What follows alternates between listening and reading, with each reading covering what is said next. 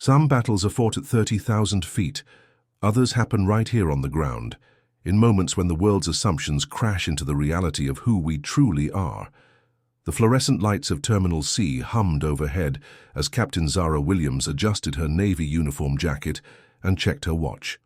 Flight 447 to Los Angeles was scheduled to depart in 45 minutes, and she had just finished her pre-flight briefing with her co-pilot and crew.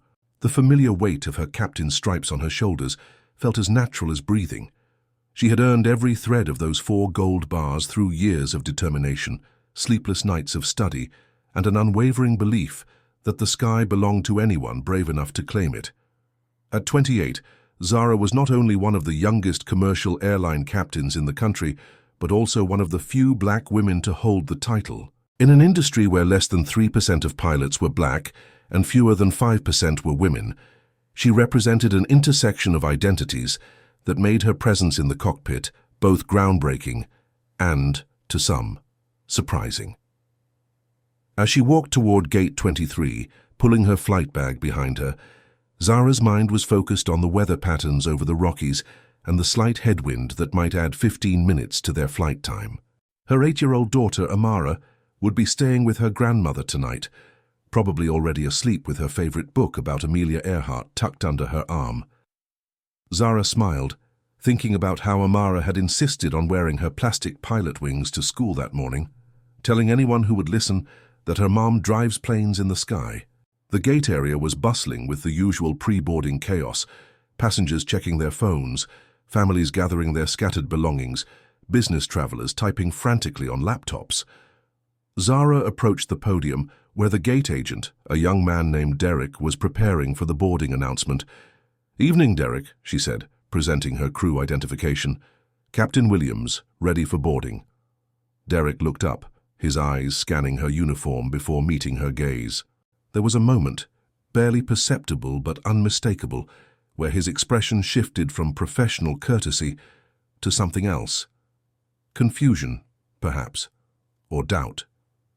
"Oh," he said, taking her ID and examining it more closely than necessary. "You're the captain?" "That's right," Zara replied, maintaining her professional demeanor despite the familiar sting of the question. "Is there an issue?" Before Derek could respond, 2 airport security officers approached the gate.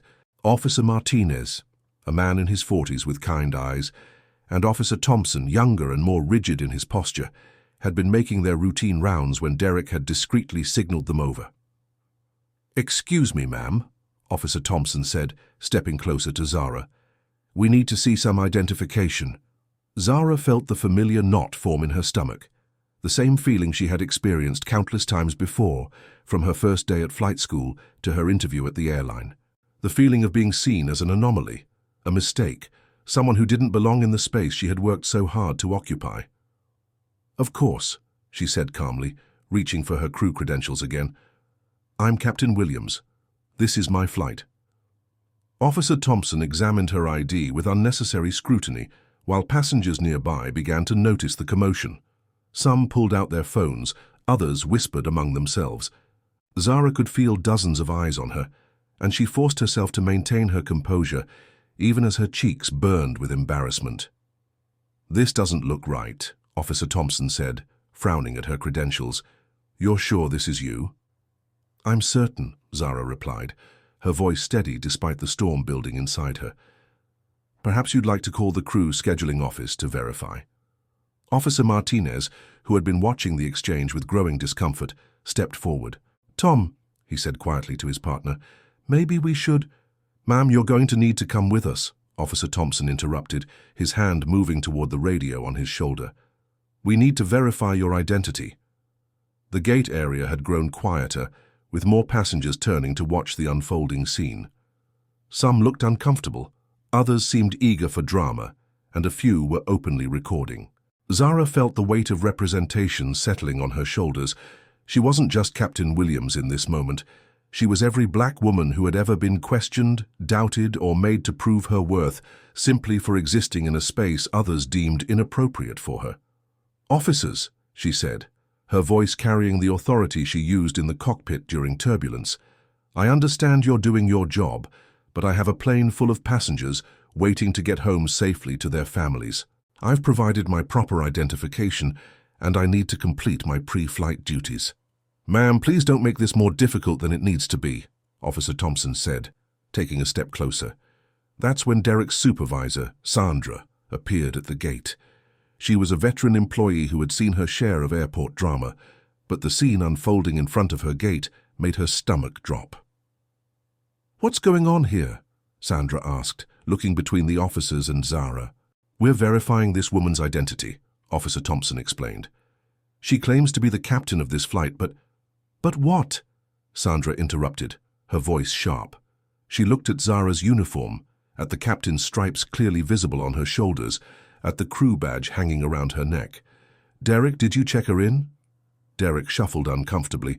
"Well, yes, but I thought maybe we should double-check because..." "Because why?" Sandra's voice was rising, drawing even more attention. The silence that followed was deafening. In that moment, the unspoken truth hung in the air like fog before takeoff. Zara was being questioned, not because her credentials were invalid or suspicious, but because a young black woman wearing captain's stripes didn't match the picture of authority that some people carried in their minds. "I'll handle this," Sandra said firmly. She turned to Zara with an expression of profound embarrassment. "Captain Williams, I'm so sorry. This is completely unacceptable." Officer Martinez stepped forward, his face flushed. "Ma'am, we apologize. This was a misunderstanding." But Officer Thompson wasn't ready to back down. "We were just following protocol." "What protocol?" Sandra snapped. "The protocol that says you question every pilot, or just the ones who don't look like what you expect?" The crowd of passengers had grown larger, some openly recording the confrontation. A teenage girl near the front of the group called out, "That's messed up. Let the captain do her job." Zara looked at the faces surrounding her, some sympathetic, others embarrassed, a few still skeptical. She thought about her daughter, about all the times Amara would face similar moments of doubt and discrimination. She thought about the young black girls who might be watching this unfold on social media later, and she made a decision. "Officers," she said, her voice carrying across the gate area, "I want you to know that I don't blame you personally. We all carry unconscious biases. I have them too. But I want you to understand something about what just happened here." The crowd grew quieter, sensing that something important was about to be said. "My name is Captain Zara Williams," she continued, her voice strong and clear. "I've been flying for 12 years. I have over 8,000 flight hours. I've landed planes in thunderstorms, guided aircraft through mechanical emergencies, and brought thousands of passengers safely to their destinations. I am also a mother, a daughter, and a black woman in an industry where people who look like me are rare." She paused, looking around at the faces watching her. "What happened here tonight happens to people like me every day, in every profession, in every corner of this country. We are questioned not because we lack qualifications, but because we challenge assumptions about who belongs where. I became a pilot not just because I loved to fly, but because I wanted my daughter to see that the sky has no ceiling for her dreams." Officer Martinez stepped forward, his voice barely above a whisper. "Captain, I'm truly sorry. This was wrong." "I accept your apology," Zara said graciously. "But more than apologies, what I want is for this moment to teach us all something. I want you to remember this the next time you see someone who doesn't fit your expectations in a position of authority. Ask yourself, am I questioning their credentials, or am I questioning my assumptions?" She turned to address the crowd of passengers who would soon be in her care. "In about 30 minutes, I'm going to be responsible for safely transporting 180 people across this country. You're going to trust me with your lives, your plans, your hopes to get home to the people you love. That trust shouldn't depend on whether I look like what you expect a pilot to look like. It should depend on my training, my experience, and my commitment to excellence." A passenger near the back of the group began to clap. Soon, others joined in, and the sound of applause filled the gate area. The teenage girl who had spoken up earlier called out, "You're awesome, Captain." Zara felt tears prick the corners of her eyes, but she blinked them back. This wasn't the time for tears. It was the time for action. "Officers Martinez and Thompson," she said, turning back to the security personnel.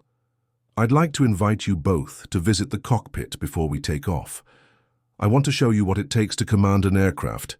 And Derek," she looked at the young gate agent, "you're welcome to come too.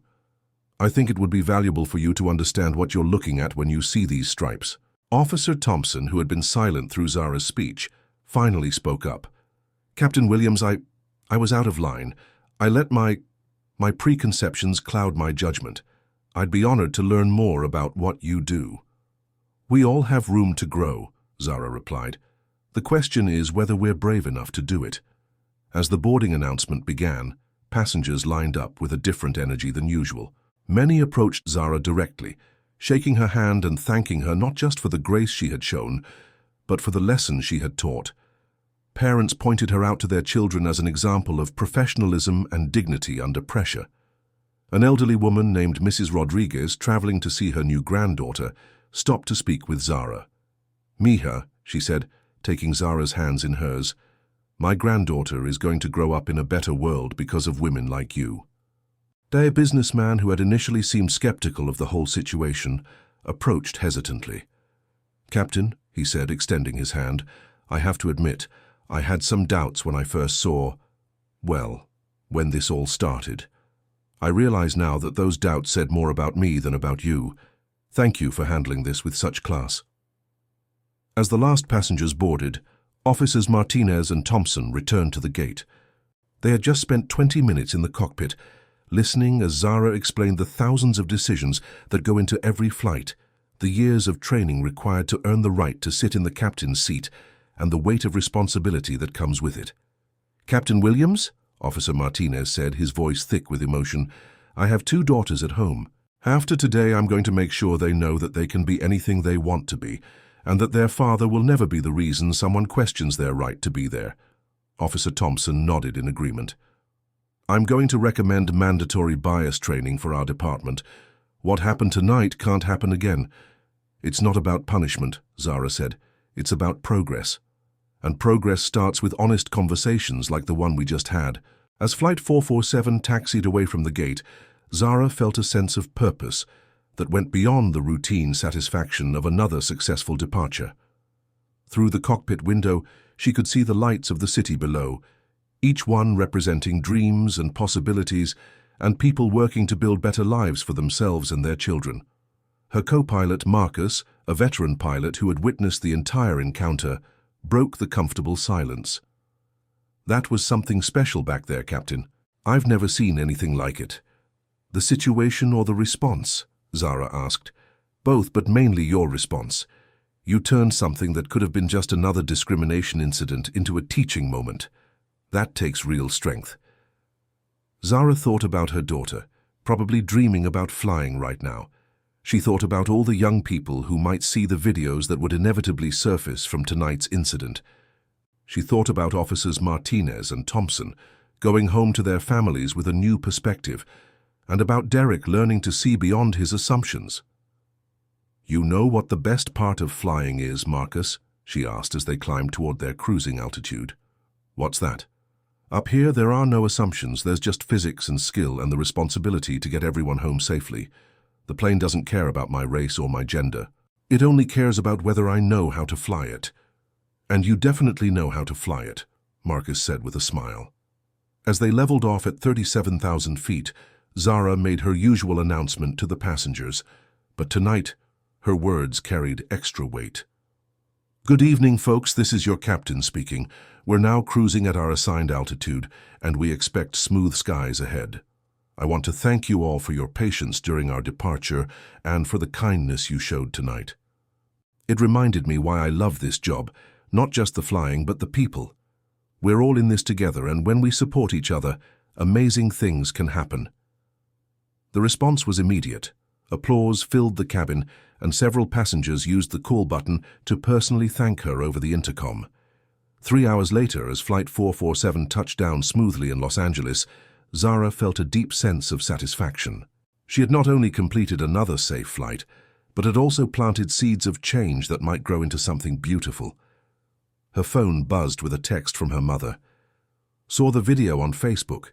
Your father and I are so proud. Amara stayed up to watch you on the news. She said, Mama's famous for being brave. But perhaps the most meaningful message came from an unexpected source. Officer Thompson had found her contact information and sent a simple text. Thank you for today. My perspective has changed. My daughter wants to be a pilot now because of you. As Zara walked through the airport toward her overnight hotel, she realized that the most important flight of the day hadn't been the one from Chicago to Los Angeles. It had been the journey from confrontation to understanding, from prejudice to possibility, from a moment of humiliation to a triumph of the human spirit. The young girl who had once watched planes overhead and dreamed of flying had grown into a woman who not only commanded aircraft, but also commanded respect through grace, dignity, and an unwavering belief in the power of education over anger. Tomorrow, she would fly home to Chicago, back to her daughter who would undoubtedly have 100 questions about Mama's big day. And Zara would answer each one, helping Amara understand that sometimes the most important battles are won not with force, but with patience, wisdom, and the courage to see the humanity in everyone, even those who initially fail to see the humanity in you. The story of Flight 447 would be shared thousands of times on social media, inspiring conversations in households across the country. But for Zara Williams, the real victory was simpler. She had turned a moment of discrimination into a bridge of understanding, proving that sometimes the best response to prejudice isn't anger, but the powerful act of rising above it while lifting others up in the process. In a world where we are often defined by others' limitations, how do we choose to define ourselves?